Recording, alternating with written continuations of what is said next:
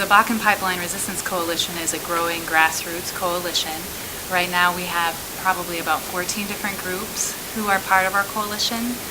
Women Food and Agriculture Network, student groups such as the Drake Environmental Action League, Iowa Sustainable Ag Student Association, groups who are concerned about climate change and climate justice, so Citizens Climate Lobby, Climate Advocates of Iowa, also 100 Grannies for a Livable Future, Alameda County Protectors, and so it's a broad-based group who are concerned about environmental impacts as well as social justice. It's going through a lot of land. We're very concerned about soil and water resources in Iowa. We're here to organize a resistance to the Iowa BaKKeN pipeline, which actually goes through 4 states, so it's sort of a regional pipeline.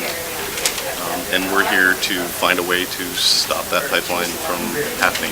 We know that we need to present a united front because oil companies are very powerful, they have a lot of money, and we know that we need to have a collective social movement to stop this pipeline in Iowa.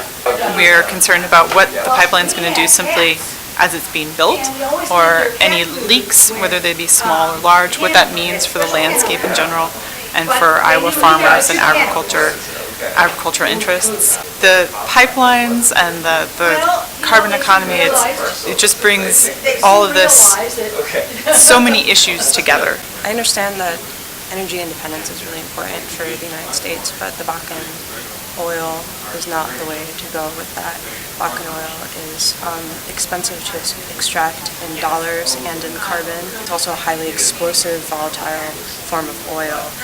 It really doesn't pay to be moving that around by rail or by pipeline. We just should not be extracting this oil. The Sierra Club's overriding concern about this pipeline is that it contributes to a climate change. We need to keep the carbon in the ground if we're going to actually defeat climate change and reverse the tragic impacts that we've already seen and will see more of in the future. We're all interested in agriculture in some way, and we see the oil pipeline as going against what we believe in as protecting our soil and protecting our landscape in Iowa. First, educate yourself. You can come talk to us as a coalition. We would love to talk to anyone who's interested in this. We need to dig deeper and find out what the truth is behind this. We're concerned about the reports about human trafficking and the impact of this upon indigenous communities in North Dakota. We're standing with farmers and with landowners here in Iowa, as well as those who have been impacted negatively in North Dakota to stop this pipeline. Our big concern here is this pipeline just enables our addiction to oil. Pipelines leak, they cause terrible damage when they leak. Experts have said that if there's an oil leak, it's just going to destroy the crops for several years. And the landowners are subject to eminent domain. They can have their property forcibly taken from them. We think there's just a better way to do it in terms of renewable energy and energy efficiency, and we just somehow don't get it done because the fossil fuel industry has so much political clout. Iowa gets no benefit from this pipeline. The oil is going to go to the Gulf of Mexico, be refined there, and it's going to be shipped overseas. One of the biggest concerns of my lifetime is global climate change and the sustainability of the planet. As a father, I want to make sure that we're providing a future for our children and their children on down the line. So the national news reports are full of stories about how the BaKKeN region is being slowed down by these lower oil prices.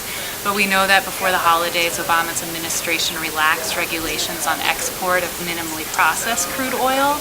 And so any indication shows that the oil companies are going to continue to try to push to sell their product wherever they can at the highest price. We also know that it's a really short build if they wanted to create a pipeline from the BaKKeN region to the Alberta tar sands. And so we're concerned about this pipeline's future, knowing that it might not just be restricted to transporting BaKKeN crude oil, but that it might be also something that could potentially be used to transport oil from the tar sand.